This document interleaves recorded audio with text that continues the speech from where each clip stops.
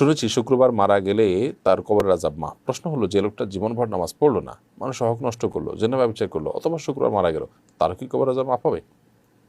বিষয়টা আসলে আল্লাহর উপর এখতিয়ার উপর নির্ভর করে। এটা সাধারণ কথা। যদি কেউ জুমাবারে মৃত্যুবরণ করেন, তাহলে সেক্ষেত্রে তার কবরে ফিতনার বা পরীক্ষার মুখোমুখি তিনি হন না। এটা হয়তোবা সে সমস্ত মানুষদের জন্য যারা বেসিক্যালি নেককার। যে লোকটা বেসিক্যালি বদকার, তার শুক্রবার মৃত্যুটা এটা তার জন্য কোনো আল্লাহর পক্ষ থেকে এহসান নয়, বরং সেটা নেহায়েতি কাকতাল হতে পারে।